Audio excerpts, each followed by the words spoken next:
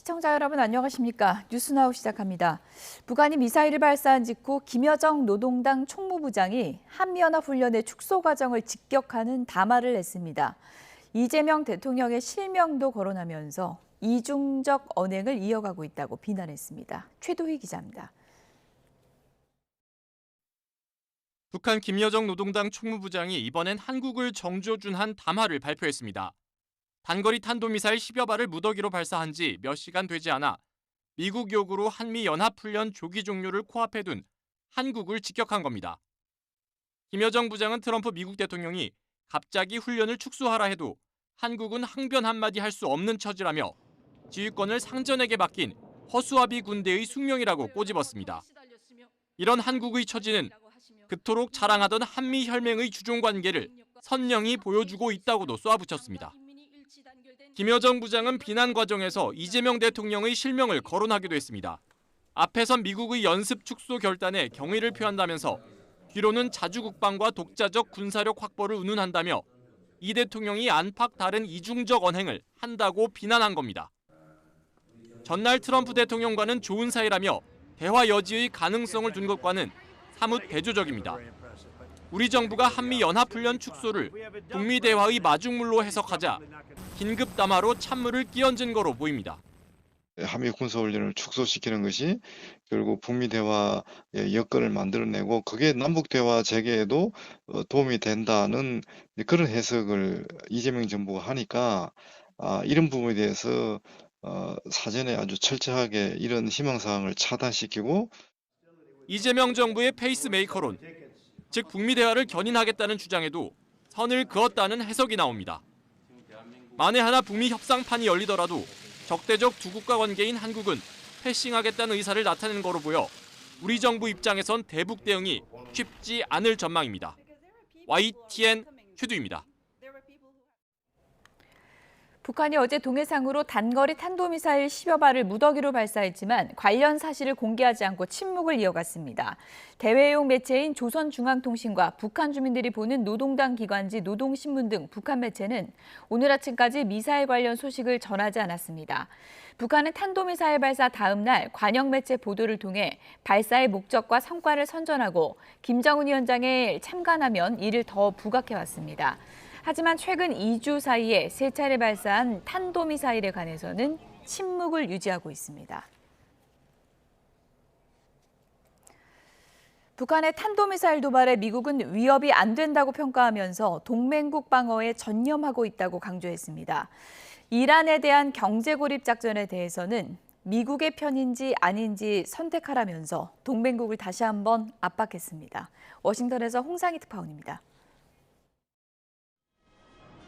북한의 단거리 탄도미사일 발사 하루 만에 미 태평양 사령부가 성명을 발표했습니다. 미군은 북한의 미사일 발사가 미국이나 동맹국들에게 즉각적인 위협이 되지 않는다고 평가했습니다. 또 미국 본토와 동맹국 방어에 전념하고 있다고 덧붙였습니다. 도널드 트럼프 대통령이 한미 군사훈련까지 대폭 축소하며 대화의 손길을 내민 직후 북한이 미사일로 응답하자 동맹 방어를 다시 강조한 겁니다. 대이란 전쟁에선 동맹국을 다시 압박하고 있습니다. 스콧 베선트 미 재무장관은 오는 24일 대이란 경제 압박 계획을 공개하겠다며 세계 역사상 가장 강력하게 공조한 작전이 될 거라고 예고했습니다. 그러면서 이제 동맹국이 결정을 내려야 할 시점이라면서 미국의 편인지 아니면 미국에 맞설 것인지 양자택일하라며 압박했습니다. 베선트 장관은 또 대이란 경제 제재가 대규모 확전으로 이어질 가능성은 작다면서 이번 작전으로 유가가 내려갈 거라고 주장했습니다. Our announcement is for economic action, and I think that the economic action will mean that oil prices will come down sooner. 앞서 트럼프 대통령은 동맹국뿐 아니라 이란과 거래하는 제3국도 막대한 경제적 대가를 치르게 될 거라고 경고했습니다. Well, we have things that we could sanction. We have very draconian sanctions, and we'll see what happens. 트럼프 행정부의 동맹국에 대한 오락가락한 태도에 미 정치권의 비판도 이어지고 있습니다. 한국계 데이브민 연방하원 의원은 트럼프 대통령이 가장 가까운 동맹국을 소외시키고 평화를 위태롭게 하고 있다고 지적했습니다. 워싱턴에서 YTN 홍상입니다. 하반기 한미연합훈련인 을지자유의 방패 UFS 연습이 오늘 조기 종료됩니다. UFS 연습은 지난 17일부터 시작돼서 오는 27일까지 진행될 예정이었지만 트럼프 미국 대통령의 축소 지시에 따라 닷새로 크게 줄었습니다. 군 당국은 UFS와 연계된 한미연합 야외기동훈련은 애초 예정된 14건에서 7건으로 줄었다며 다만 이 가운데 일부 훈련은 오는 28일까지 예정대로 진행한다고 밝혔습니다. 나머지 취소된 7건의 훈련은 추후에 진행하는 방향으로 조정하고 있다면서 구체적인 일시와 규모 등은 한미가 협의하고 있다고 덧붙였습니다. 네, 정치브로커 명태균 씨와 관련된 혐의로 재판에 넘겨진 윤석열 전 대통령과 오세훈 서울시장의 항소심 첫 공판이 오늘 열립니다. 취재기자 연결해서 내용 들어보겠습니다. 윤혜리 기자. 네, 서울 고등법원입니다. 네, 윤 전 대통령의 항소심 첫 재판 시작됐죠? 네, 윤 전 대통령의 정치자금법 위반 혐의 항소심 첫 재판이 조금 전인 11시부터 시작됐습니다. 윤 전 대통령은 부인 김건희 씨와 공모해 2021년 6월부터 2022년 3월까지 명 씨로부터 2억 7천만 원 상당의 여론조사 58차례를 무상으로 받은 혐의를 받습니다. 1심 재판부는 이 가운데 14차례에 대해 유죄로 판단해 윤 전 대통령에게 징역 2년, 명 씨에겐 징역 1년 6개월을 각각 선고했습니다. 항소심에서는 명 씨의 진술 신빙성이 핵심 쟁점이 될 것으로 예상됩니다. 윤 전 대통령 측은 같은 사건으로 기소된 김건희 씨의 경우 1심과 2심에서 모두 무죄를 선고받아 원심과 논리적으로 일관성에 문제가 있다는 논리를 펼칠 것으로 보입니다. 그리고 1심에서 시장직 상실형을 선고받은 오세훈 시장의 항소심은 오후에 있죠? 네, 오세훈 시장의 항소심 첫 재판도 오늘 오후 2시에 열리는데 윤 전 대통령 사건 심리를 맡은 재판부와 같습니다. 오 시장은 서울시장 보궐선거를 앞두고 명 씨가 진행한 여론조사 10차례에 대한 비용 3,300만 원을 후원자에게 대납하도록 한 혐의로 기소됐습니다. 1심 재판부는 5차례에 대해 유죄로 인정해 시장직 상실령에 해당하는 벌금 1,000만 원을 선고했습니다. 이번 항소심에서도 역시 명 씨의 진술 신빙성과 오 시장이 직접 여론조사를 의뢰했는지를 두고 양측이 치열한 법정 다툼을 벌일 것으로 예상됩니다. 오 시장 측 변호인은 핵심 혐의인 비용 대납 요청에 대해선 명 씨의 진술 외에 직접 증거가 없고 여론조사 결과를 직접 받지 못한 점을 토대로 무죄를 주장할 계획입니다. 네, 통일교 국민의힘 집단 가입 의혹으로 기소된 김건희 씨의 1심 재판도 오늘 첫 공판이 있었죠? 네, 김건희 씨와 한학재 총재의 통일교 집단 가입 의혹 관련 첫 공판은 조금 전 1시간 만에 종료됐습니다. 김 씨는 건진법사 전성배 씨와 공모해 윤영호 전 통일교 세계본부장에게 통일교 교인들의 국민의힘 당원 가입을 요청한 혐의로 기소됐는데 오늘 열린 첫 재판에서 김 씨와 한 총재, 윤 전 본부장 등 피고인 5명 측은 공소 사실을 모두 부인했습니다. 이 밖에 한덕수 전 국무총리의 헌법재판관 미임명 직무유기 사건 1심 구형도 오늘 이뤄질 예정입니다. 한 전 총리는 윤 전 대통령 탄핵소추로 대통령 권한대행 신분이던 당시 국회 추천목 헌법재판관 후보자를 임명하지 않은 혐의를 받습니다. 지금까지 서울 고등법원에서 YTN 윤혜리입니다. 토사가 덮쳐 피해를 본 거제 아파트 주민들이 하나둘씩 집으로 돌아오고 있습니다. 가스가 들어오지 않는 불편한 생활도 문제지만 토사 유출이 산사태로 분류되지 않으면서 복구까지 아파트 주민들이 떠안아야 할 상황이라고 하는데요. 현장에 취재기자 나가 있습니다. 이명준 기자. 네, 경남 거제시 옥포동에 나와 있습니다. 네, 일부 주민들의 복귀가 이루어지고 있죠. 네, 제 뒤로 토사가 휩쓸린 아파트가 보이실 텐데요. 폭우로 유실된 토사가 아파트 아래층 쪽을 뚫고 지나가면서 주민 1명이 숨지고 2명이 다친 건물입니다. 보시는 것처럼 소형 굴착기가 분주히 집 안팎을 정리하고 있습니다. 사고 이후 아파트 단지 6개 동 가운데 4개 동에서 주민 240세대, 498명이 안전한 곳으로 대피했습니다. 현재는 2개 동 102세대 198명이 모두 복귀를 마쳤습니다. 다른 동 주민 181명은 오늘 집으로 돌아갈 예정입니다. 다만 토사로 건물이 뚫린 동해 주민 119명은 정밀 안전 진단이 끝난 뒤 복귀할 수 있을 전망입니다. 진단에만 2달가량 걸릴 것으로 보여 한동안 임시 주거시설에서 머물러야 합니다. 주민에겐 또 다른 난관도 있습니다. 복구를 아파트 자체적으로 해결해야 한다는 점인데요. 산림청과 경남도가 산사태가 아닌 인공비탈면 유실로 보고 있기 때문입니다. 붕괴가 시작된 곳이 자연상태 임야가 아닌 아파트 소유의 대지라는 건데요. 사유지에서 인공비탈면 유실로 발생한 이번 피해에 대한 복구는 아파트 측에서 진행해야 한다는 게 지자체 설명입니다. 이런 가운데 섬이 많은 경남 남해안 특성상 섬 지역에서도 피해가 잇따랐는데요.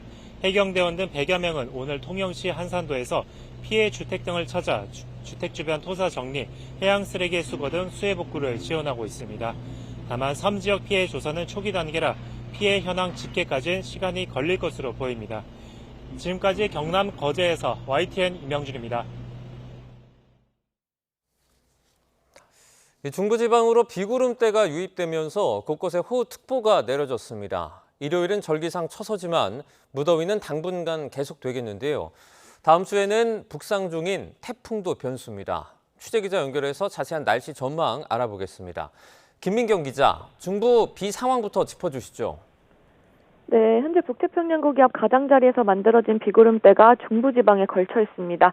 충북 제천에는 한때 시간당 68.5mm까지 강하게 쏟아지면서 호우경보가 내려졌는데요. 이 비구름이 동쪽으로 이동하면서 강한 비가 내리는 지역도 옮겨가고 있습니다. 제천은 비가 약해지면서 호우특보가 해제됐고 현재는 경북 봉화에 시간당 20mm 안팎의 비가 쏟아지며 호우주의보가 내려져 있습니다. 레이더 화면을 보면 서해에 보라색으로 표시된 강하게 발달한 비구름대가 보이는데요. 이 비구름은 바다에서 강한 비를 쏟아낸 뒤 내륙으로 들어오면서 다소 약해지겠지만 산지에 부딪혀 다시 발달할 수 있어 곳에 따라서는 강한 비가 내릴 가능성이 있습니다. 중부지방의 비는 내일까지 이어지겠고 예상 강수량은 최대 60mm입니다. 전체적인 강수량이 많진 않지만 강하게 발달한 비구름이 지나는 곳에서는 짧은 시간 비가 집중될 수 있습니다. 곳에 따라 돌풍이 불고 천둥 번개가 치는 곳도 있겠습니다. 또 남부 등 다른 내륙 지역에서도 오전부터 저녁 사이 5에서 50mm의 소나기가 예상됩니다. 최근 소나기가 좁은 지역에 폭우 수준으로 강하게 쏟아지는 경우가 잦습니다. 어제 저녁에도 전남, 광주, 담양에는 시간당 50mm에 육박하는 매우 강한 비가 쏟아졌습니다. 소나기는 같은 지역 안에서도 강수량 차이가 큰 만큼 갑자기 강한 비가 내릴 가능성에 대비하셔야겠습니다. 일요일이면 절기상 처서인데 여전히 무덥습니다. 올해도 처서 매직은 기대하기 어려운 건가요? 네, 올해도 처서가 지나도 당분간 여름 더위가 이어질 걸로 보입니다. 북태평양 고기압이 다시 우리나라를 덮으면서 기온이 오르겠는데요. 다만 이달 초처럼 40도에 육박하는 극한 폭염이 나타날 가능성은 현재로서는 크지 않습니다. 낮에는 31에서 33도 안팎의 무더위가 이어지고 밤에도 기온이 크게 떨어지지 않으면서 열대야가 나타나는 곳이 있겠습니다. 다음 주의 날씨는 태풍도 변수라고요? 네, 태풍 사오델이 점차 북상하면서 다음 주 중반쯤에는 일본 오키나와 부근 해상까지 올라올 걸로 보이는데요. 이후 진로가 관건입니다. 현재 대부분의 수치예보 모델은 태풍이 중국 쪽으로 향할 가능성을 높게 보고 있습니다. 다만 일부 모델에서는 태풍이 남긴 많은 수증기와 비구름이 우리나라 쪽으로 유입될 가능성도 나타나고 있습니다. 기상청은 북쪽에서 내려오는 비구름의 이동 속도와 북태평양 고기압의 강도와 위치, 태풍의 발달 정도 등을 주요 변수로 보고 있습니다. 이 조건들이 어떻게 맞물리느냐에 따라 다음 주 후반 우리나라의 날씨도 달라질 수 있는데요. 아직 기간이 많이 남아 변동성이 큰 만큼 태풍의 진로와 다음 주 후반 비 전망은 조금 더 지켜봐야겠습니다. 지금까지 과학기상부에서 YTN 김민경입니다. 현대자동차 노동조합이 오늘 10년 만에 전면 파업에 들어갑니다. 순이익의 30%를 성과급으로 지급하고 상여금을 올려달라 이 요구를 하고 있습니다. 현장에 나가 있는 취재기자 연결해 보겠습니다. 정현우 기자. 네, 현대자동차 양재동 본사 앞에 나와 있습니다. 오늘 오후에는 상경 집회가 열린다고요? 네, 그렇습니다. 이곳 현대자동차 본사 앞에선 오늘 오후 2시부터 금속노조가 주최하는 집회가 열립니다. 자동차 업종 노동자 공동 파업대회로 여기에 현대자동차 노조가 참석합니다. 일부 조합원은 아침부터 1인 시위를 이어갔고 이곳 본사 앞 차도에는 이렇게 무대 차량이 설치되면서 마이크 테스트 등 준비가 한창인 모습입니다.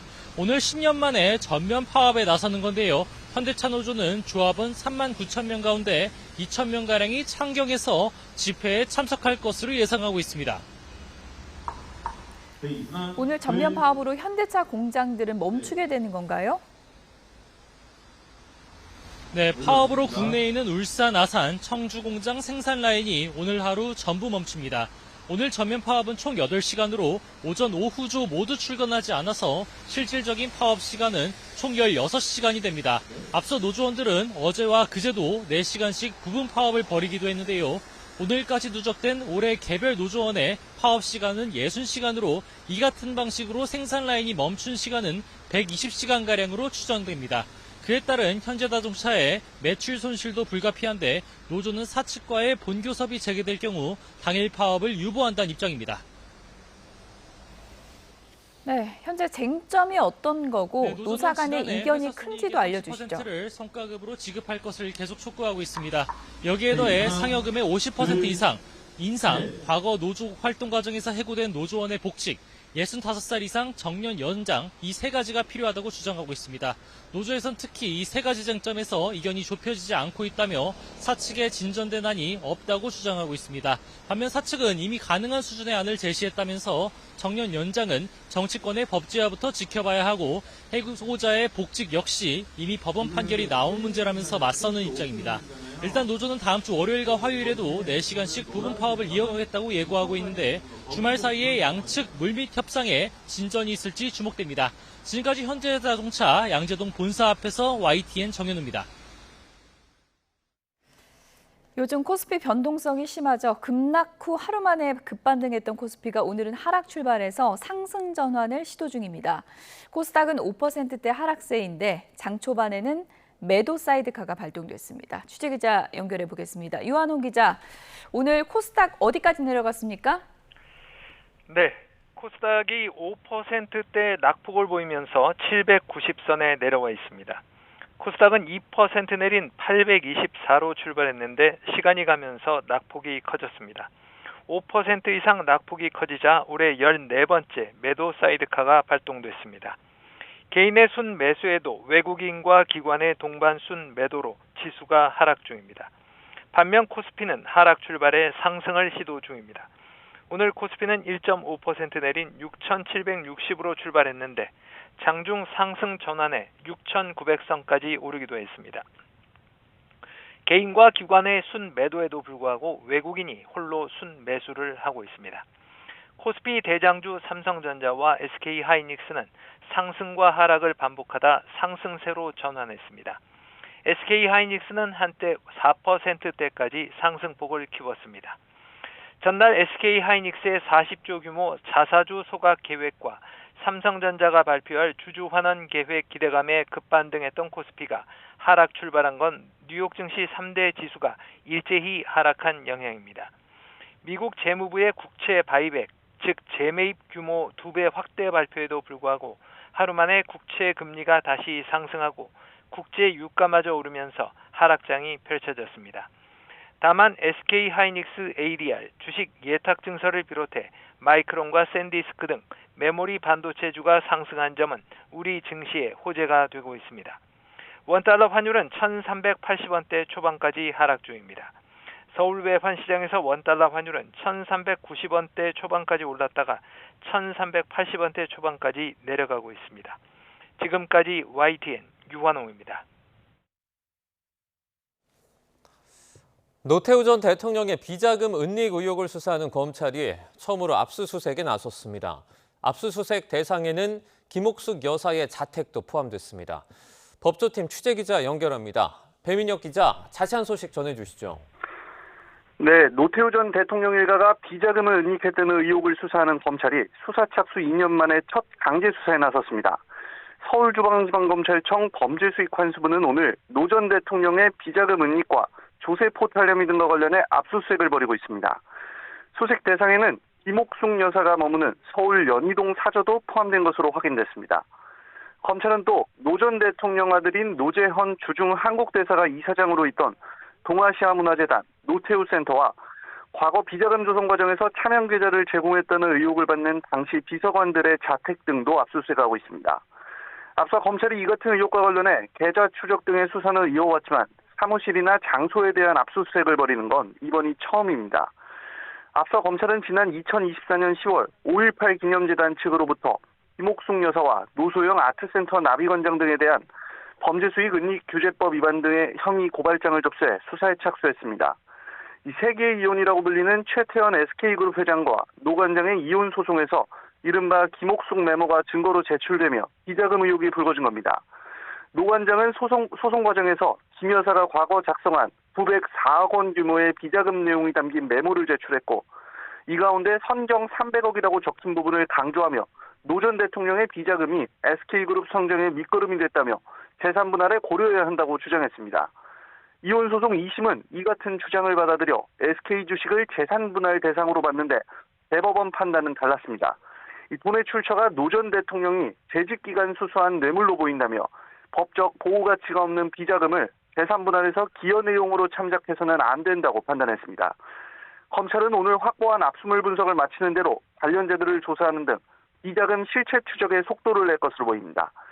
지금까지 사회부에서 YTN 배민혁입니다.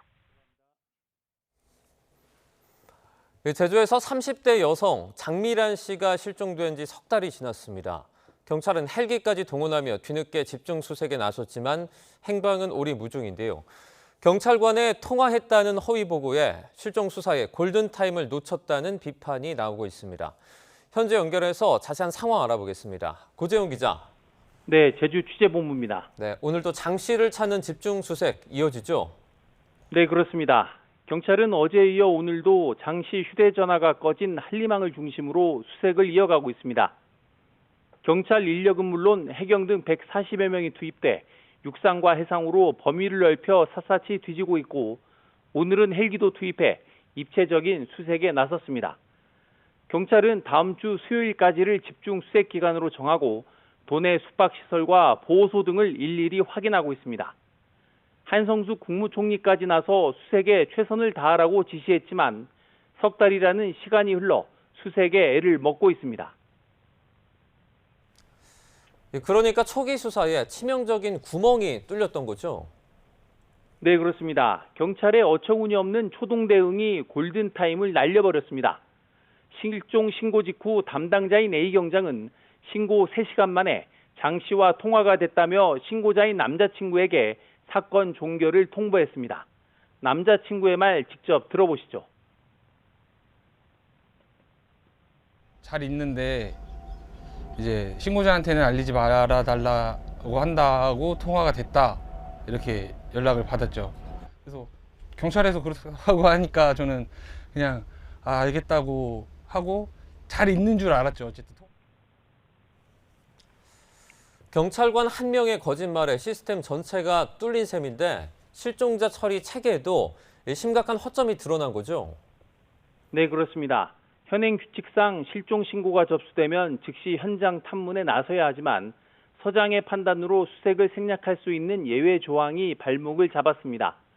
무엇보다 담당 경찰관이 연락이 됐다고 보고할 때 실제 통화 내역이나 위치를 검증하는 최소한의 내부 확인 절차가 아예 없었습니다. 변호사의 말 들어보시죠. 이에 따라서 성인인 경우에도 성인 실종법을 따로 마련한다든가 경찰 혼자 스스로 문제를 총결할 수 없도록 자체 내부 시스템을 정비 중이라고 하는데 이 시스템이 정비되기 이전에 이와 같은 일이 벌어지고 만 것입니다. 네, 가족들의 걱정과 고통이 클 것 같은데 재수색도 가족이 신고하면서 이루어졌다고요? 네, 그렇습니다. 경찰이 통화했다는 말과 함께 사건을 종결한 지 2달이 지나도록 장 씨와 연락이 닿지 않자 가족들이 지난달 다시 실종 신고하면서 경찰은 사건을 다시 들여다보기 시작했습니다. A 경장은 장 씨와 실제로는 연락하지 않았는데도 연락이 된 것처럼 허위 보고해 사건을 종결한 의혹이 제기돼 직무유기 혐의로 불구속 입건됐습니다. 경찰은 현재까지 장 씨와 A 경장 사이에 통화 기록이 없다고 밝혔습니다. 휴대전화가 실종 신고 이후 15시간가량 켜져 있었던 만큼 당시 적극적으로 위치 확인에 나섰다면 수색에 도움이 됐을 수 있다는 지적이 나옵니다. 석 달 넘게 장 씨의 행방이 확인되지 않는 가운데 가족들은 수사 과정에 대해서도 답답함을 호소했습니다. 장미란 씨 사촌 동생의 말 직접 들어보시겠습니다. 굳이 뭐가 나온다면 숨기지 말고 제대로 바로바로 얘기 좀 해주셨으면 좋겠고 꼭 언니를 찾아주셨으면 좋겠습니다. 지금까지 제주에서 YTN 고재영입니다. 경찰청이 제주 30대 여성 실종을 계기로 담당 경찰관이 이 실종 사건을 전산 시스템에서 단독으로 해제하지 못하도록 관리자 승인 절차를 도입하기로 했습니다. 현재도 실종 사건을 종결할 때는 담당자가 관리자에게 처리 적정성을 검토받지만 실종 프로파일링 시스템 상에서는 담당자가 직접 사건 해제를 할 수 있습니다. 경찰은 한 달 안에 담당자가 사건 해제를 요청하면 팀장과 과장 등이 사유와 입력 내용을 다시 확인한 뒤 승인하도록 시스템을 개선할 방침입니다.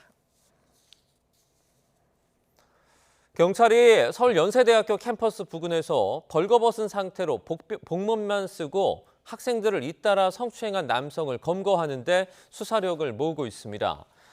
이순명 서울 서대문 경찰서장은 오늘 오후 복면 남성이 범행을 저지른 신촌 캠퍼스 기숙사 주변 상책로를 찾아서 현장을 점검하기로 했습니다.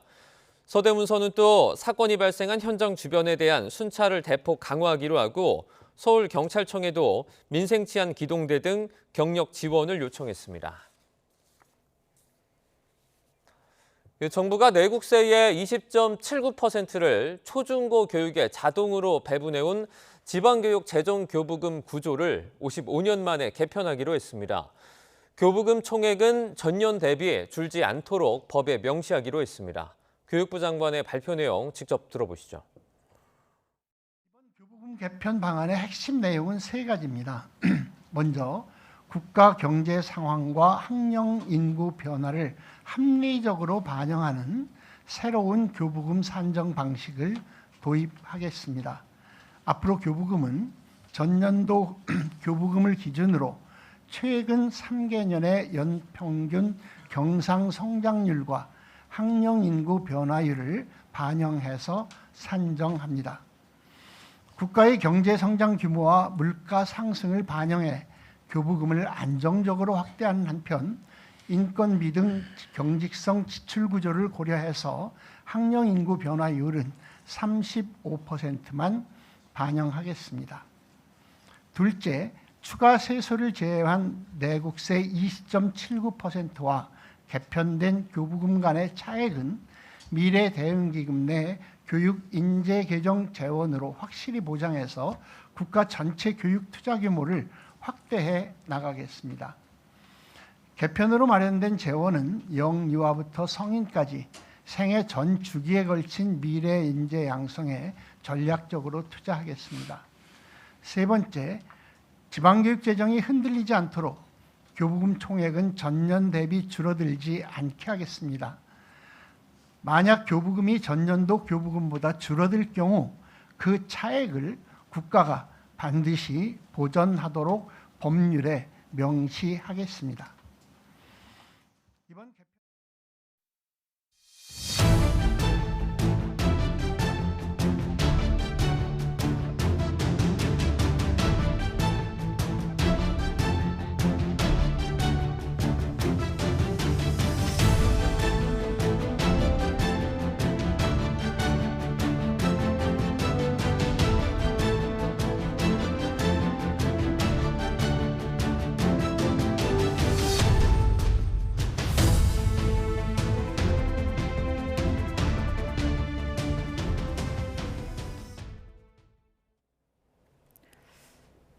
오늘 새벽에 서울 양평동에 있는 롯데 웰푸드 식품공장에서 암모니아 가스가 누출됐습니다. 근무자들이 긴급히 대피한 가운데 다친 사람은 없었던 것으로 파악됐는데요. 취재기자 연결해서 내용 들어보겠습니다. 김철희 기자, 신고 내용부터 전해주시죠. 네, 서울 양평동에 있는 롯데 웰푸드 식품공장에서 암모니아 가스가 누출됐다는 신고가 접수된 건 오늘 새벽 5시 20분쯤입니다. 암모니아 가스에 노출되면 눈과 호흡기 등이 자극을 받아 문제가 생길 수 있는데요. 현장에서 근무자 40여 명이 스스로 대피했고 현재까지 인명 피해는 없는 것으로 전해졌습니다. 가스는 공장 아이스 초코관의 2층 외부 배관에서 새 나간 것으로 조사됐습니다. 현장에 출동한 소방당국은 공기 질을 측정하면서 가스 희석 작업 등 안전 조치를 벌였습니다. 경찰 역시 긴급 차량 출동로 확보를 위해 지원 근무했고 차량 통제 등에도 나섰습니다. 영등포구청은 재난 문자를 통해 악취가 날 수 있다며 주민들은 에어컨을 멈춘 채 실내에서 대기하고 주변 차량은 우회해달라고 당부했습니다. 소방은 안전조치를 마치는 대로 정확한 사고 경위를 조사한다는 계획입니다. 지금까지 사회부에서 YTN 김철입니다. 네, 만취 상태로 고속도로를 달리던 차량이 갓길에 견인차를 들이받는 사고가 났습니다. 다행히 다친 사람은 없었는데요. 음주 차량의 운전자는 20km 떨어진 지점에서부터 차를 몰았다고 진술했습니다. 사건 사고 소식 정영수 기자입니다. 고속도로 갓길에 정차한 견인차 뒤로 SUV 한 대가 무서운 속도로 다가옵니다.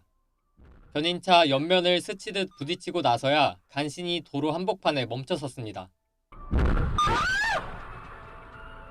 어젯밤 11시 10분쯤 전북 부안군 서해안 고속도로 줄포 나들목 근처에서 고장난 차량을 옮기려던 견인차를 SUV가 들이받았습니다.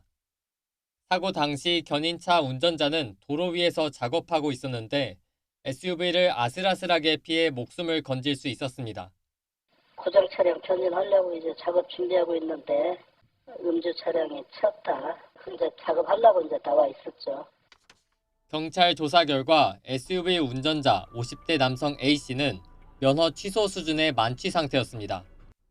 A씨는 20km 넘게 떨어진 전북 고창군에서부터 운전해왔다고 진술한 것으로 파악됐는데 경찰은 블랙박스 등을 토대로 정확한 사고 경위를 조사할 방침입니다. 비슷한 시각 청주시 북이면 대남 삼거리에선 시내버스와 SUV 차량이 부딪히는 사고가 났습니다. SUV 운전자가 심정지 상태로 병원으로 옮겨졌고 시내버스 탑승객 24명 가운데 16명이 가벼운 부상을 입었습니다. 경찰은 삼거리에서 우회전하던 SUV가 다른 방향에서 좌회전 신호를 기다리던 버스를 들이받은 것으로 추정하고 있습니다. 지난달 경북 경산의 아파트 관리실에 불을 질러 주민과 직원을 숨지게 한 70대 류모 씨가 병원 치료를 받다가 28일 만에 숨졌습니다. 류 씨 사망으로 방화 사건 사망자는 5명으로 늘었습니다. 경찰은 수사를 받던 류 씨가 숨지면서 이번 사건을 공소권 없음으로 종결할 방침입니다. YTN 정영수입니다. 제주 30대 여성 실종을 계기로 경찰청이 실종 사건의 전산상 해제 절차를 강화하기로 했습니다. 담당자가 단독으로 사건 해제를 할 수 없도록 이중 장치를 마련하는 것인데요. 뒤늦은 대책이라는 지적도 나옵니다. 김다영 기자입니다. 경찰이 실종 신고 이력과 수색 상황을 관리하는 실종 프로파일링 시스템을 손보기로 했습니다. 통상 실종 사건이 접수되면 담당 경찰관은 종결 시까지 과 팀장에게 진행 상황과 결과를 보고하고 지휘부는 사건 처리의 적정성을 검토합니다. 이런 수사상 보고 절차와 별개로 시스템상에서는 담당자 혼자 사건을 해제할 수 있었는데 여기에 이중 장치를 두겠다는 게 이번 개선의 핵심입니다.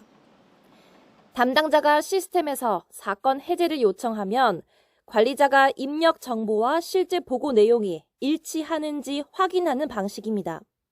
관리자가 최종 승인해야만 사건을 해제할 수 있어 담당자뿐 아니라 관리자의 확인 절차도 전산상 기록으로 남게 됩니다. 경찰 관계자는 실무뿐 아니라 시스템상으로도 부적절한 사건 종결을 한 번 더 걸러내겠다는 취지라고 설명했습니다. 앞서 제주 장기 실종건에서도 최초 신고를 받은 A 경장은 실종 여성과 연락이 닿았다고 상부에 보고한 뒤 시스템에서 사건을 해제한 것으로 파악됐습니다. 하지만 이후 해당 경찰관과 실종 여성 사이 통화 기록이 확인되지 않으면서 허위 보고를 통해 사건을 종결했다는 의혹이 제기됐습니다. 경찰은 한 달 안에 시스템 개선 작업을 마치는 걸 목표로 하고 있습니다. 담당자와 관리자의 책임성을 높이겠다는 취지인데 제주 사건처럼 최초 보고 자체가 허위로 작성될 경우를 막기 위한 근본적인 관리 감독 체계가 필요하다는 지적이 나옵니다. YTN 김다현입니다. 20개월 된 딸을 방임해서 숨지게 한 혐의를 받는 친모에 대한 1심 선고가 오늘 나옵니다. 피해 아동을 살해할 고의가 있었는지가 법원 판단의 핵심 쟁점이 될 것으로 보입니다. 취재기자 연결해서 자세한 소식 들어보겠습니다. 김태원 기자, 오늘 선고 언제쯤 나옵니까? 네, 인천지방법원은 오늘 오후 2시 아동학대 살해 혐의 등으로 구속 기소된 20대 여성 A씨에 대한 1심 선고 공판을 진행합니다.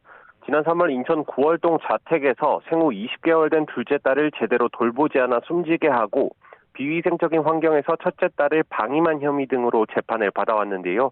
숨진 피해 아동은 105시간 넘도록 홀로 방치된 데다 최대 67시간 동안 음식을 섭취하지 못하면서 결국 영양결핍과 탈수로 숨진 것으로 조사됐습니다. 검찰은 지난달 열린 결심 공판에서 A씨에게 징역 30년의 중형을 구형했습니다. 이에 대해 A씨는 최후 진술에서 경솔한 선택으로 지울 수 없는 오점을 남겼다면서도 관대한 처분을 내려주면 모범이 되겠다고 덧붙였습니다. 오늘 선고의 법적인 쟁점은 어떻게 됩니까? 네, 결국에는 피해 아동을 살해할 고의가 있었는지가 관건입니다. 검찰은 A씨가 첫째를 키우면서 기본적인 양육 방법을 알고 있었고 아이를 방임하면 사망에 이를 수 있다는 점도 예견했을 것이라고 주장합니다. 또 당시 피해 아동이 울음으로써 의사표시를 했는데도 들어주지 않았다며 아이 상태를 알고도 없는 사람인 듯 고의로 외면했다는 겁니다. 반면 A씨 변호인은 경계선 지능인 A씨가 우발적으로 저지른 범행이었다고 항변합니다. 아이 생부의 도움 없이 기초수급 등에만 기대 살아왔고 지자체나 정부로부터 실질적인 도움도 없었다는 사실이 YTN 연속 보도로 드러나기도 했는데 이처럼 사회 안전망이 부재한 상황인데다 자신의 행위가 아이에게 어떤 결과를 불러올지도 판단할 능력이 없었다는 주장입니다. 결국 고의 인정 여부에 따라 법원의 적용 혐의도 학대치사와 학대 살해로 갈릴 것으로 보이는데요. 대법원 양형 기준상 학대치사는 징역 4년에서 8년, 학대 살해는 징역 17년에서 22년이 기본 권고형인 만큼 선고 형량 역시 크게 차이가 있을 것으로 전망됩니다. 지금까지 사회부에서 YTN 김태원입니다. 전남 해남에서 규모 2 안팎의 약한 지진이 잇따르고 있는 가운데 오늘도 규모 2.3의 지진이 발생했습니다. 오늘 오전 8시 50분쯤 해남군 서북서쪽 21km 지역에서 규모 2.3의 지진이 발생했습니다. 지진의 발생 깊이는 21km로 분석됐습니다. 이번 지진으로 전남 광주에서는 조용한 상태나 건물 위층에 있는 소수의 사람만 느낄 수 있는 진도 2의 진동이 감지됐습니다. 내국세의 5분의 1가량을 자동 할당하던 지방교육재정교부금이 학령 일부 감소를 반영하도록 55년 만에 개편됩니다. 또 반도체 호황에 급증한 세수를 떼어내 국가 잠재 성장률을 끌어올릴 수 있는 부분에 투자하도록 기금을 만듭니다. 취재기자 연결해서 자세한 소식 알아보도록 하겠습니다. 이승은 기자, 내용 전해주시죠. 네, 내국세의 20.79%를 초중고 교육에 자동 배분해온 지방교육재정교부금 구조가 55년 만에 개편됩니다. 박홍근 기획예산처 장관과 최교진 교육부 장관은 정부 서울청사에서 이같이 밝혔습니다. 지난 1972년 만들어진 현 구조를 국가 경제 상황과 학령 인구 변화를 반영한 새로운 산식으로 바꾼다는 겁니다. 이에 따라 내년부터 지방교육재정교부금은 전년도 교부금의 3년 연평균 경상성장률과 3년 연평균 학령 인구 변화율의 35%를 반영하는 방식으로 산정됩니다. 다만 금액이 전년 대비 감소하는 경우 그 차액을 보전해 총액이 줄어들지 않도록 교부금법에 명시하도록 했습니다. 교부금 개편으로 확보한 차액은 영유아와 고등평생교육, 인재 유치 등에 재투자됩니다. 내년 교부금은 80조 원 안팎으로 현행 내국세 연동 방식을 유지했을 때보다 20조 원 정도 줄어들 것으로 추산됩니다. 정부는 만 3세에서 17세 학령 인구가 2010년 880만 명에서 지난해 591만 명으로 288만 명 줄어 형 교부금 제도에 대한 개편 요구가 커졌다고 밝혔습니다. 또 초등등 교육 투자는 OECD 평균 대비 166%로 매우 높은 반면에 고등교육 투자는 69%에 그쳐 합리적 개편이 필요하다고 강조했습니다. 정부는 또 반도체 호황으로 발생한 초과 세수를 별도로 적립해 활용하는 미래대응기금을 신설합니다. 미래대응기금은 내국세 추세치 상해분인 추가세수와 기존 당해연도 세입예산 상해분인 초과세수, 여유자금 운용수익 등의 수입으로 적립됩니다. 그 규모가 일단 100조 원이 넘을 수 있다는 전망이 나옵니다. 청년과 성장동력, 지방, 교육인재 등 4대 분야에 중점 투자됩니다. 하지만 정부가 거액의 나랏돈을 국회 통제를 상대적으로 덜 받는 기금 형태로 사용하면서 사실상 국회 동의 없는 상시 추경 예산으로 변질하는 것 아니냐는 우려가 있습니다. 또 세수 호조 시점에 나랏빚 갚는 데 신경 써야 한다는 지적도 있습니다. 기획처는 지금이 미래도약을 위한 골든타임이라며 기금 여유자금을 국채 이자율을 초과해서 운영하도록 노력하겠다고 설명했습니다. 지금까지 YTN 이승은입니다. 정부가 발표한 지방교육 재정 교부금 개편안에 대해 전국 교육감들은 지방교육 재정 근간을 흔드는 일방적인 결정이라며 반대 입장을 내놨습니다. 16개 시도 교육감들은 지방교육 재정은 단순히 학생 수 감소나 효율성만으로 판단할 사안이 아니라며 안정적인 학교 운영을 위해 현행대로 내국세 연동률 20.79%가 유지돼야 한다고 주장했습니다. 또 전국 354개 교육단체 역시 이번 개편에 반대하고 있다며 시도 교육감이 참여하는 공식 협의체를 구성해 교부금 산정 방식과 미래교육 수요 등을 원점에서 다시 논의할 것을 정부에 요구했습니다. 국토부 장관이 앞으로 같은 시도 내 일부 지역도 토지거래 허가구역으로 직접 지정하는 것이 가능해졌습니다. 국토부는 이 같은 부동산 거래 신고법 개정안 등 6건이 국회 본회의를 통과했다고 밝혔습니다. 이 투기 거래가 국지적으로 발생해 주변으로 빠르게 확산할 경우 중앙정부가 신속하게 대응할 수 있도록 지정 권한이 커진 셈입니다. 경남 남해안에 큰 피해를 남긴 기록적인 폭우에 대응해왔던 정부가 복구 지원 체제로 전환합니다. 행정안전부는 오늘 오전 9시부터 중앙재난안전대책본부 1단계 대응체제를 종료했고 복구대책지원본부를 운영하기로 했습니다. 경남 통영과 거제 등 남부지역 피해 신설의 신속한 응급복구와 이재민들의 조속한 일상 회복을 지원하기 위한 조치입니다. 정부는 특히 인명, 주택 피해에 대한 재난지원금이 조속히 지급될 수 있도록 지방정부와 협력해 행정적, 재정적인 지원을 적극 추진할 방침이라고 강조했습니다. 이재명 대통령이 신속 처리한 건 일명 패스트트랙 안건 심사 기간을 줄이는 법안이 국회를 통과한 것에 대해서 일이 신속히 돌아가게 돼서 참 기쁘다 이렇게 얘기했습니다. 이 대통령은 오늘 SNS에 민주당 이훈기 의원이 SNS에 올린 관련 게시물을 공유하며 이같이 적었습니다. 이어 이 의원을 포함한 민주당 의원 여러분이 수고 많았다며 주거대책 등 민생개혁과 내란수습 등 행정개혁을 기다리는 많은 국민과 함께 진심으로 감사하다고 덧붙였습니다. 앞서 국회는 어제 민주당 주도로 패스트트랙 심사 기간을 현행 최장 330일에서 90일로 단축하는 내용의 국회법 개정안을 본회의에서 의결했습니다. 이재명 대통령이 오늘 청와대에서 취임 이후 처음으로 반부패 관계기관 장관회의인 반부패 정책협의회를 주재해 부패 방지 정책 방향을 논의합니다.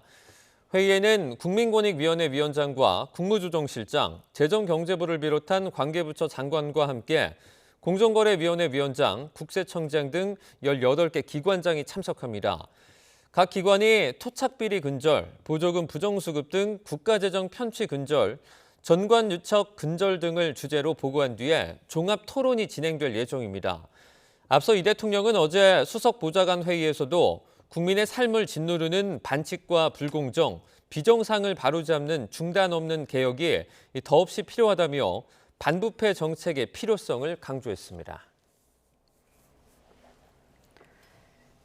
더불어민주당이 오늘 지명직 최고위원 2명 임명안을 최고위원회의에서 의결했지만 친청계 최고위원들이 표결에 불참하면서 갈등이 이어지고 있습니다. 국민의힘에서는 비당권파 의원 4명에 대한 무더기 중징계에 이어서 당협위원장 재선출 문제까지 겹치면서 당내 갈등이 한층 커지고 있습니다. 취재기자 연결해 자세한 상황 알아보겠습니다. 표정우 기자. 네, 국회입니다. 민주당이 지명직 최고위원을 임명하는 안건을 비공개 최고위원회의에서 의결했는데 관련한 갈등이 계속 노출되고 있죠. 네, 더불어민주당 지도부는 오늘 강원도 강릉에서 최고위원회의를 열었는데요. 앞서 비공개 최고위원회의에서 김민석 대표가 각각 청년 노동 몫으로 지명한 전용기 권미경 최고위원 지명의 건을 의결했습니다. 김 대표는 최고위원회의에서 오늘 의결을 최고위를 거쳐 당무위 인준에 올릴 수 있게 됐다는 보고를 드려 다행이라고 생각한다고 언급했는데요.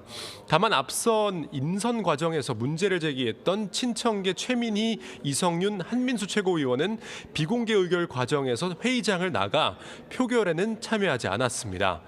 인선을 둘러싼 내부 이견과 갈등이 새 지도부 출범부터 그대로 노출된 모습인데요.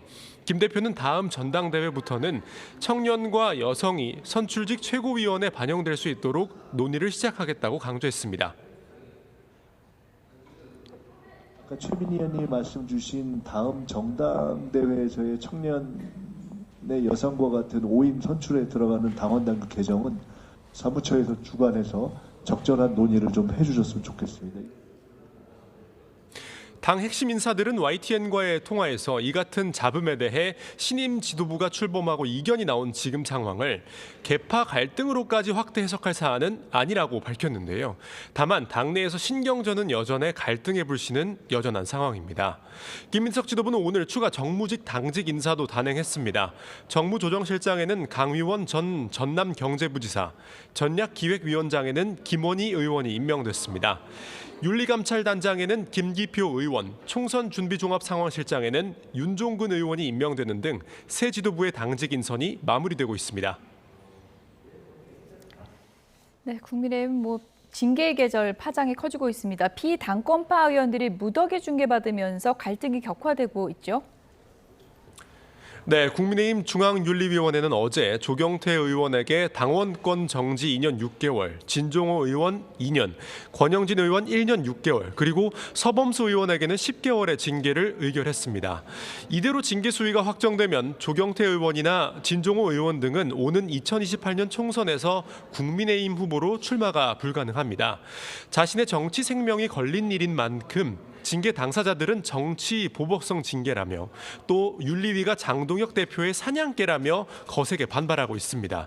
일부 징계 당사자들은 가처분 신청 등 법적 조치 검토에 나서기도 했습니다. 윤리위는 왜 사실관계를 철저히 확인하지 않은 채 징계를 내린 것에 대해서 저는 윤리위의 답을 듣고 싶습니다. 당내 의원들 사이에서도 우려의 목소리가 나옵니다. 오늘 아침 윤상현, 김태호 의원은 SNS를 통해 상식적인 선에서 이번 중징계를 재고해달라고 촉구했습니다. 윤리위 징계에 더해 장동혁 대표가 추진하는 당협위원장 전면 재선출 문제를 두고도 충돌이 이어지고 있는데요. 오늘 오전 의원총회에서는 전국 당협위원장을 모두 새로 다시 뽑는 문제를 두고 의원 대부분이 반대 의사를 공개적으로 드러낸 걸로 전해졌습니다. 네, 조희대 대법원장의 거취를 둘러싼 여야 공방도 계속되고 있죠. 네, 민주당은 조희대 대법원장의 탄핵을 당장 추진하기보다는 우선 자진 사퇴를 압박하는 데 무게를 두는 여론전을 펼치고 있습니다. 다만 탄핵 카드를 완전히 접은 건 아니어서 앞으로 여론과 당내 논의에 따라 추진 여부를 다시 판단할 걸로 보입니다. 김민석 대표는 오늘 최고위원회의에서 국회가 아닌 사법부가 흥분할 일인데 그렇지 않아서 문제라며 법관들이 조 대법원장의 잘못된 행태를 어떻게 할지 빨리 지혜를 모아달라고 촉구했습니다. 국민의힘은 여당의 이런 움직임에 김민석 대표가 대법원장 찍어내기 선동을 하고 있다고 비판했습니다. 법관들 줄 세우기 하느냐, 이재명 대통령 방탄을 위한 노골적인 사법 장악 시도라는 반발도 나왔는데요. 조희대 대법원장 관련 논란을 둘러싼 여야의 충돌은 당분간 이어질 걸로 보입니다. 지금까지 국회에서 YTN 표정우입니다. 네, 김여정 북한 노동당 부장이 이틀 연속 담화를 통해서 막말을 쏟아냈습니다. 또 북한은 한미 연합훈련 축소에도 미사일을 발사하며 군사 도발을 이어갔는데요. 코리아 패싱 우려 문성묵 국가전략연구원 통일전략센터장과 함께 짚어보도록 하겠습니다. 어서 오세요. 네, 안녕하십니까. 김여정의 담화, 먼저 그래픽을 좀 보여주시면 좋을 것 같은데요. 이재명 대통령의 이제 실명을 거론하면서 비난을 했습니다. 맞습니다. 트럼프의 연습 축소 결단에 경의를 표한다느니 낯간지러운 소리로 아첨을 하고 뒤에 돌아 앉아서는 최악의 시나리오를 운운한 이재명 대통령의 안팎이 다른 이중적 언행이라고 표현을 했고요. 한국의 불안초조한 모순 심리를 그대로 보여주고 있다라고 썼습니다. 네. 갑자기 저렇게 남만을 왜 겨냥해서 비난을 하고 있을까요? 네, 그러니까 이제 연일 담화를 낸 거잖아요. 첫날은 트럼프를 향한 메시지였다면 두 번째 낸 메시지는 우리 대한민국, 우리 대통령을 포함해서 대한민국을 향한 메시지다 이런 생각이 드는데 저는 여기서 뭐 이중적 언행이다, 불안초조한 모순심리다라고 표현을 했는데 이게 북한이 말이죠. 이런 담화나 이런 걸 낼 때 늘 자기들 상황을 남의 얘기하는 그런 하듯이 얘기를 해요. 결국 이중적 언행과 이 불안초조는 김정은의 마음이라고 저는 그렇게 생각을 합니다. 왜 그렇게 말씀을 드리냐면 지금 트럼프에 대해서 훈련 축소에 대해서는 상당히 폄훼를 하고 그거 소용없는 거다. 그건 달라진 게 하나도 없다라고 얘기를 해놓고 두 번째 날에서는 이 연합연습을 상당히 뭐 빈깡통 뭐 이런 식으로 얘기를 했단 말이죠. 여기 아주 이중적인 그런 얘기를 하고 있는 거예요. 그래서 저는 지금 북한의 이런 태도는 그런 생각이 듭니다. 트럼프를 향해서는 자신의 몸값을 최대한 높이기 위한 그런 의도를 했다면 우리 이재명 대통령을 향해서는 페이스메이커고 뭐 그런 얘기 하지 마. 우리는 관심도 없어. 아예 그런 생각은 꺼내지도 말라라는 얘기를 하면서 지금 우리 정부가 추진하고 있는 소위 말하는 8.15 광복절에 대해서 아무런 얘기 안 했잖아요. 이게 사실 우회적으로 말하는 거거든요. 그런 거 관심 없어. 다자대와 관심 없다 이런 얘기입니까? 예, 그래. 관심이 없고 끼어들지 마라. 이 문제는 나와 트럼프가 할 거야. 그런 그 뜻을 보여주기 위한 그런 막말 얘기인데 이건 있어서는 안 되는 얘기죠. 센터장님 이게 좀 궁금하더라고요. 북한이 이제 입장 성명을 낼 때 여러 가지 이제 통로를 통해서 낼 수 있는데 김여정이 이렇게 직접 나설 때가 있잖아요. 그럴 때는 어떨 때 나서는 걸까요? 사실은요. 뭐 지금 그동안의 북한 행태를 보면 이 김정은과 김여정, 어떻게 김여정이 김정은의 입의 역할을 지금 하는 거나 다름이 없거든요. 그러니까 어떻게 보면 지금 상황에서 김정은이 하고 싶은 얘기를 지금 대신하고 있는 거란 말이죠. 그래서 이것을 뭐 외교부 대변인 성명이라든지 또는 이 국방성 성명이라든지 이런 걸 통해서 낼 수도 있겠지만 김여정의 입을 통해서 내므로써 이 무게를 더 높이고 뭔가 김정은의 뜻을 대변하는 그런 뜻으로 보여주는데 김정은 입으로 얘기를 하면 스스로 이 막말을 막 뱉어내니까 사실 누워서 뭐 침 뱉는 건 다름 없단 말이죠. 그래서 김여정의 입을 대신 사용을 하고 있다 이런 생각이 듭니다. 일각에서 한국과 미국 갈라치기 아니냐 이런 분석들도 있는데 북한이 이렇게 갈라치기에서 얻을 수 있는 건 뭐가 있나요? 아주 얻을 수 있는 게 많죠. 왜냐하면 사실 김정은이 지금 우리가 쭉 그 행태를 보면요. 한미동맹을 굉장히 폄훼하면서도 한편으로는 부러워하는 마음이 있었던 것 같아요. 그러니까 우리가 한미동맹을 얘기할 때 혈맹 그랬거든요. 그러니까 김정은도 뭔가 그런 대상이 필요하다라는 생각이 들어서 러시아에 병력을 보내고 피를 흘리게 만들고 러시아와 혈맹을 맺었거든요. 그런데 지금 그런 얘기를 하고 있습니다. 한미동맹을 주정관계로 표현을 했는데 사실 러시아와 북한 동맹 생각해 보면 김정은이 푸틴이 얘기하는 거 100% 지지한다고 그랬어요. 그럼 푸틴이 러시아를 불법으로 침공을 하고 침략을 했는데 거기에 병력을 보내고 100% 지지하고 이건 주정관계 아닌가요? 그러니까 저는 그런 생각을 합니다. 한미 동맹을 이간시키고 한미를 갈라치게 하면 지금 북한은 가만히 앉아서 힘을 약화시키는 것이거든요. 자기들의 뜻을 이룰 수 있는 그런 것이기 때문에 저는 지금 한미를 갈라치게 하고 특히 이번 그 보면은 소통이 제대로 되지 않았다. 또 우리 대통령이 트럼프의 조치에 대해서 경의를 표한다라고 얘기하면서 뒤에서는 또 자족방 얘기하는 건 트럼프를 비난하는 거 아니냐. 네. 뭐 이런 식으로 지금 얘기를 하면서 갈라치기를 지금 하고 있습니다. 네. 갈라치기 한다고 뭐 우리가 뒤로 물러서 있을 이유는 전혀 없는 거고 어쨌든 우리의 이익도 결부돼 있기 때문에 우리도 적극적으로 외교전에 뛰어들어야 될 텐데 우리는 어떤 전략을 좀 갖고 있어야 될까요? 예, 그러니까 저는 뭐 김 여정이 나서서 이렇게 담화를 하고 막말을 쏟아내고 한다 하더라도 여기에 휘둘릴 이유는 하나도 없다고 생각을 합니다. 결국 지금 우리 정부가 해야 할 일은 두 가지거든요. 네. 하나는 북한이 고도화되는 이 군사 위협에서 우리 국민과 대한민국의 안전을 지키는 일이 첫 번째고요. 두 번째는 결국 지금 말하는 대로 대통령도 그런 강조를 하셨습니다만 싸울 필요가 없는, 전쟁할 필요가 없는 지속 가능한 평화를 만드는 거.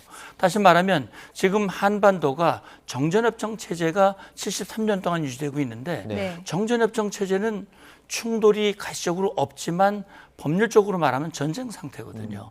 그러니까 지난 8.15 광복절에서 이걸 정말 평화 체제를 만들자라고 얘기하는 거거든요.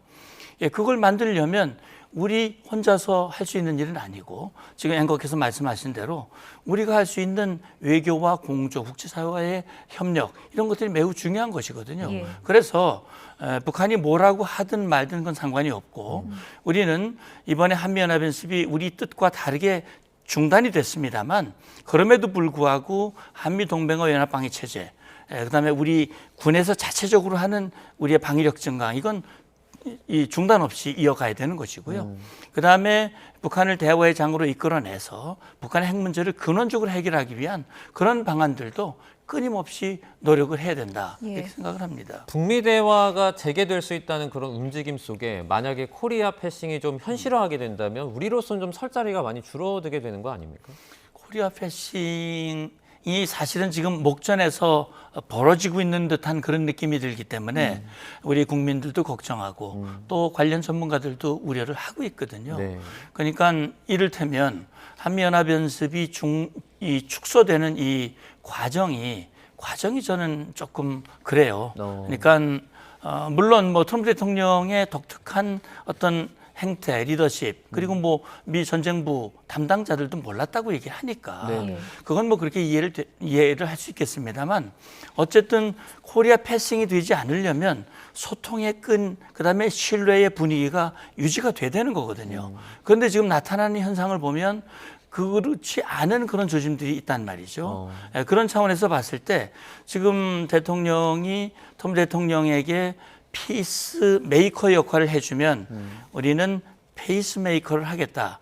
페이스메이커를 하면 패싱은 아니거든요. 페이스메이커라고 하는 것은 정말 피스메이커와 소통이 이루어지면서 속도와 방향과 이런 것들을 조율해가면서 그걸 도와주는 거란 말이죠.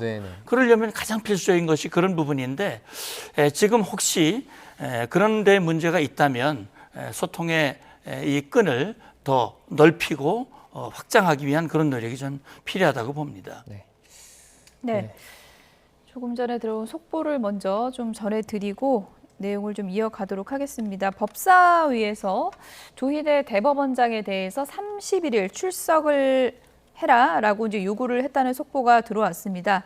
범여권에서 이제 주도해서 의결이 됐다고 합니다. 최근에 이제 조희대 대법원장 대법관 임명 제청과 관련해서 대통령과의 이제 대면 제청이라는 관리를 깨고 서면으로 제청을 하면서 민주당에서는 이제 물러나라 아니면 뭐 일각에서는 뭐 탄핵을 해야 한다 이런 얘기가 지금 나오고 있는 상황이었죠. 네, 이제 뭐 조희대 대법원장 오는 31일입니다. 현안 질의 관련해 가지고 이제 증인 출석 요구권 관련해서 민주당 의원들 주도로 이게 가결이 됐었는데요. 국민의힘 의원들은 이에 이제 반발하면서 이의를 제기하고 퇴장을 했다고 합니다. 네, 다시 한번 좀 전해드리겠습니다. 지금 관련 내용은 저희가 또 들어오는 대로 계속해서 전해드리도록 하겠습니다. 네, 속보를 좀 전해드렸고요. 이제 북한 관련 얘기하고 있었는데 어쨌든 이제 김여정이 이런저런 얘기는 하고 있지만 북미 정상 간의 분위기는 나쁘지 않다고 했거든요. 그럼요. 근데 그 와중에 또 탄도미사일을 발사하니까 네. 무슨 속내인지를 잘 모르겠습니다. 예. 물론 이제 북한이 탄도미사일을 발사할 때는 여러 가지 목적을 가지고 합니다.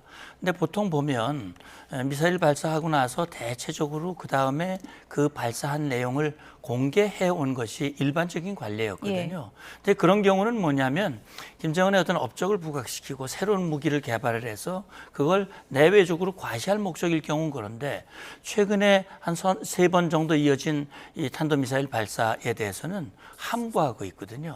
그런 경우는 저는 정치적 목적이 더 강하다고 봅니다.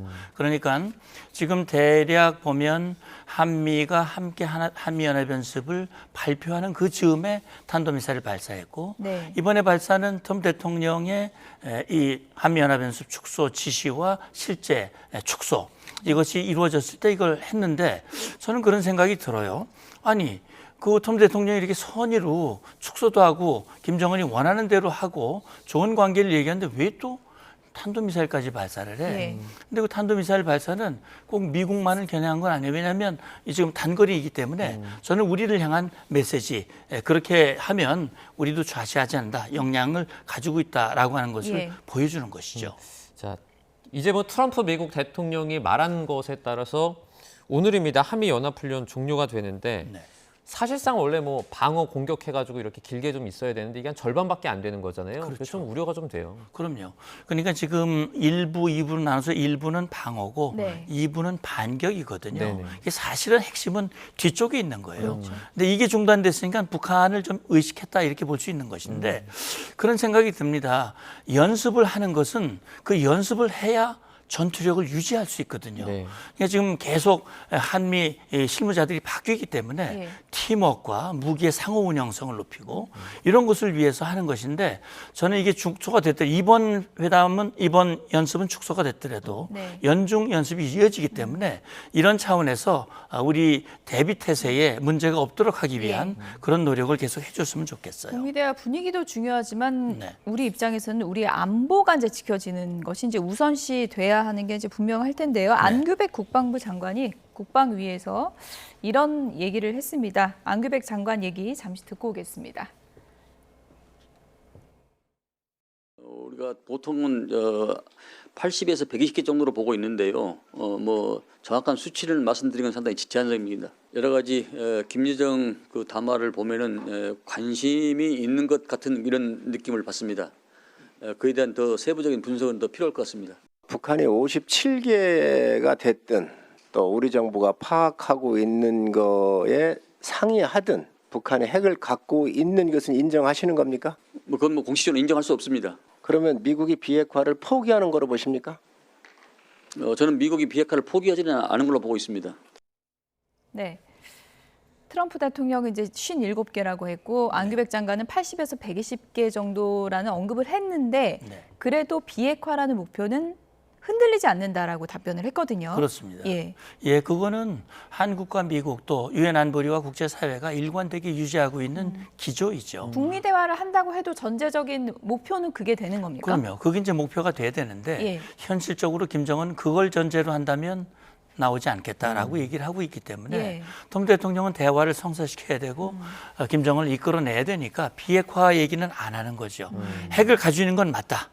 그리고 저기에 대해서는 강력한 대비와 안전이 유지돼야 되는데 그러나 대화를 성사시키기 위해서 비핵화 얘기는 꺼내지 않고 일단 분위기를 만들겠다라는 그런 뜻으로 이해가 되고요. 근데 의제 설정은 되나요? 나중에 만나게 되면? 예, 그러니까요. 물론 이제 결국 궁극적인 목표는 그거지만 현실적으로는 북한이 추가적으로 만들지 못하도록 하기 위한 것, 그다음에 나아가서는 그걸 좀 줄이도록 하는 것, 이런 것만이라도 트럼프 대통령 말을 그대로 인용을 하면 안전을 도모하는 조치가 될 수 있다라고 얘기를 하는 것이고 그런 차원에서 트럼프 대통령이 57개를 강조한 것도 그런 거고요. 사실은요.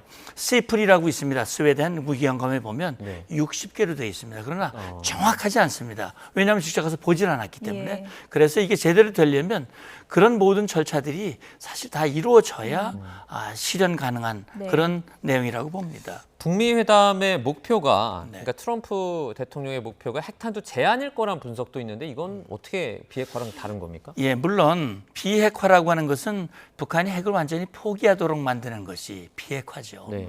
그런데 탄두수를 줄이는 것은 군축이죠.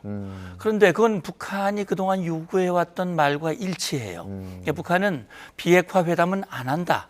군축 회담은 한다. 근데 여기 뒤에 뜻이 뭐가 담겨져 있느냐?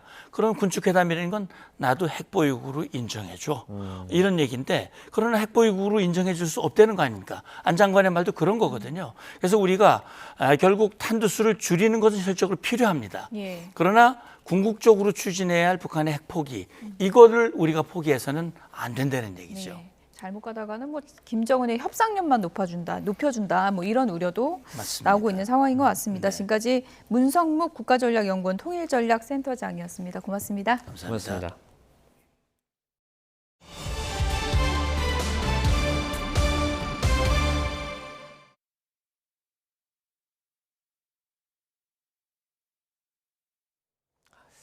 페루 남부 아레키파주 해안도로에 길게 차들이 늘어서 오고 가지 못하는 주차장이 됐는데요. 화면 함께 보시죠.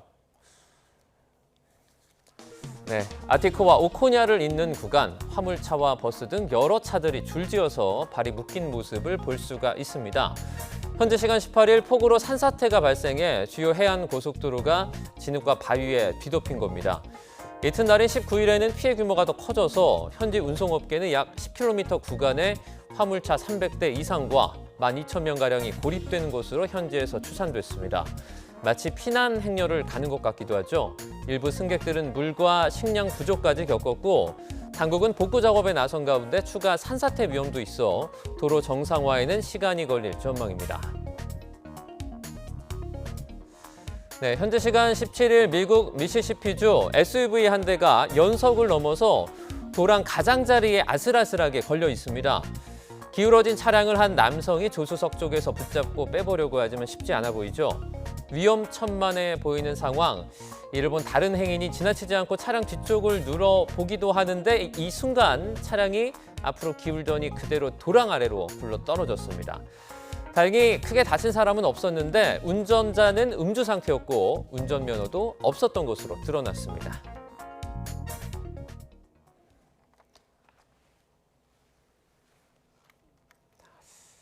네, 20도를 맞이한 빅뱅이 오늘부터 전 세계 19개 도시에서 33차례 공연을 펼치는 대장정에 나섭니다. 빅뱅은 오늘부터 모레까지 사흘 동안 고양 종합운동장에서 펼치는 공연을 시작으로 월드 투어 XX 코스모스에 돌입합니다. 지난 2017년 라스트 댄스 투어 이후에 9년 만에 그룹 이름을 건 월드 투어인데요. 빅뱅은 그제 데뷔 20주년에 맞춰 4년 4개월 만에 신곡 빅을 발매를 했고 국내 주요 음원 사이트 실시간 차트 1위에 올랐습니다. 빅은 웅장한 비트 위에 중독성 강한 후렴구가 돋보이는 하이에너지 장르 힙합곡으로 멤버인 지드래곤이 작곡과 작사에 참여해 빅뱅 특유의 음악색을 짙게 녹여냈습니다. 우리나라를 대표하는 단색화 거장 박서보 화백의 예술 세계를 계승하는 미술관이 작고 3년 만에 문을 열었습니다. 작가가 생전에 생활을 하고 그림을 그렸던 연희동 작업실 바로 옆에 자리한 미술관은 박서보의 대표 묘법 시리즈와 함께 자연, 건축이 어우러지는 공간을 선보입니다. 최문규 연세대 건축공학과 교수가 설계를 했고 5개 층 2,000제곱미터 규모입니다. 개관 기념전에서 공개된 작품 가운데 특히 미완성 백생 묘법 3점은 고인이 생전 자신의 미술관이 완성되면 걸고 싶어 했던 유작으로 일반에 처음으로 공개됩니다. 서해상에서 유입된 비구름이 주로 중부지방에 영향을 주고 있습니다. 남부지방은 폭염이 지속하는 가운데 곳곳으로 소나기가 지나겠는데요. 자세한 날씨 기상캐스터 연결해서 알아보겠습니다. 윤수빈 캐스터, 현재 서울 비 상황 어떻습니까? 네, 현재 서울은 조금 전부터 비가 점차 강해지기 시작했습니다. 내일 오전까지 중부지방을 중심으로 이렇게 산발적인 비가 이어지겠는데요. 이에 따라 현재 서울 기온은 26.8도 선에 머무르고 있지만 습도 탓에 체감온도는 이보다 2도가량이 높습니다. 자세한 레이더 화면부터 살펴보겠습니다. 서해상에서 붉은색과 보라색의 강한 비구름대가 내륙으로 유입되고 있습니다. 지금은 경기 남부와 강원 남부, 충청과 경북 지역에 영향을 주고 있는데요. 특히 포항 등 경북 일부 지역에 시간당 40mm에 달하는 국지성 호우가 쏟아지며 호우주의보가 발령 중입니다. 내일 오전까지 서울 등 중서부와 경북 북부에 최고 60mm의 비가 내리겠고요. 남부를 중심으로는 무더위 속 한때 최고 40에서 60mm의 소나기가 지나겠습니다. 곳에 따라 벼락과 돌풍이 동반되겠고 짧은 시간 동안 강하게 쏟아질 수 있겠습니다. 특히 경남 지역은 최근 수해 피해가 난 만큼 계속해서 긴장을 늦추면 안 되겠습니다. 전남과 경남 곳곳에는 폭염경보가, 그밖에 충청 이남으로는 폭염주의보가 발령 중인 가운데 오늘 전주와 대구는 33도까지 오르겠고요. 비가 내리는 중부지방은 서울이 29도 등 비교적 낮겠지만 습도가 높아 다소 후텁지근하겠습니다. 주말인 내일도 오한때 내륙 곳곳으로 소나기가 지나겠고요. 휴일은 더위가 물러난다는 절기처서지만 33도 안팎의 더위가 나타나며 올해 처서 매직은 없을 전망입니다. 오늘 밤부터 제주 해안과 남해안에서는 점차 너울성 파도가 높게 일겠습니다. 파도가 방파제나 해안도로를 넘을 가능성이 있는 만큼 주말을 맞아 해안가 찾으시는 분들은 안전사고에 유의해야겠습니다. 지금까지 YTN 윤수빈입니다. 뉴스나 오늘 순서는 여기서 마치겠습니다. 시청해주신 여러분 고맙습니다.